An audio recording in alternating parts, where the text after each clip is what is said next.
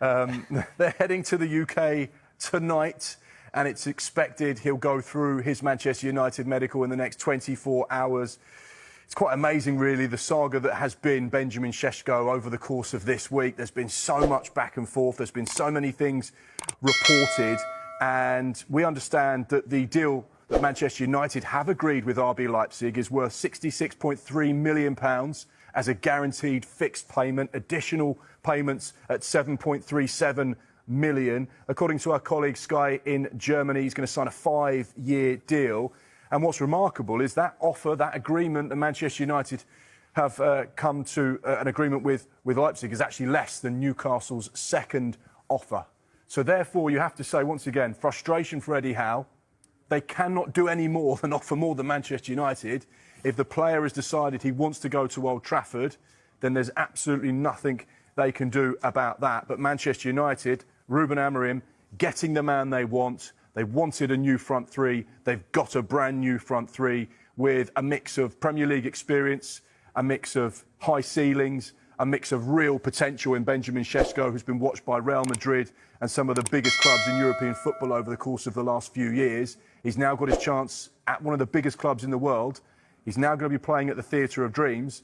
And Ruben Amorim, as long as those Manchester United fans will also be hoping he is the real deal and the one that they have been looking for so many years. Michael, Mark said the word potential there. Now, playing for Manchester United, we all know, is a different kettle of fish, the scrutiny. Should United fans be a little bit cautious about the expectations for a player like this? Yeah, potentially, 22 years of age. But I think, you know, it's unbelievable to see Man United not in Europe next season.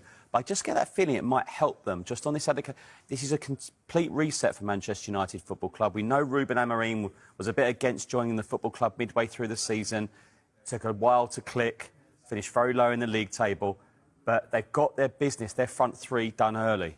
I see a number of clubs, and I'm thinking you're nowhere near ready to start the season. There's a strong possibility those front three who they've signed, Sesko's obviously on his way now, those front three can make their debuts, league debuts against Arsenal at the weekend, on the opening weekend.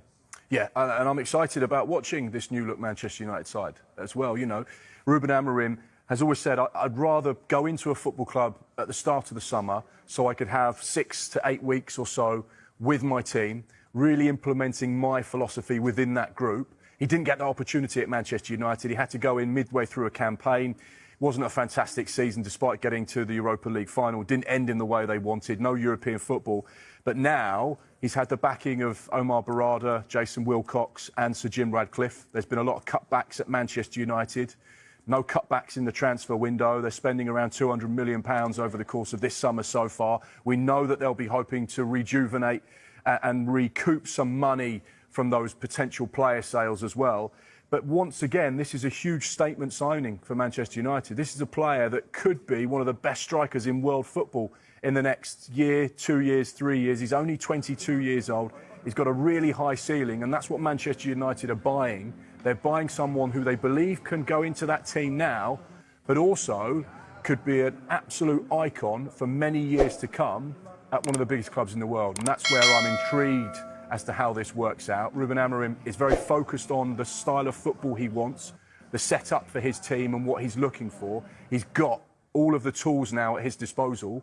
So as far as the fans are concerned, the wider footballing public, no excuses now. Manchester United, you have to deliver. All right, so that said, how good a window is this for Manchester United? You'd like to... Well, for United, they need to get the players out they don't want. I think that has to be considered a great success if that's to happen. I mean, we'll be talking maybe Alejandro Garnacho maybe later, but you've got Anthony, you've got Jadon Sancho, Marcus Rashford has left to go to Barcelona, Thierry Malacia. I think it's not a success if United don't get those players out, because people are obviously rightfully saying, well, they're spending a lot of money because those players who aren't part of the plans are currently on big wages. So there must be that hope / expectation that these players will eventually leave the football club. Do they have to go now, though, Mark? No.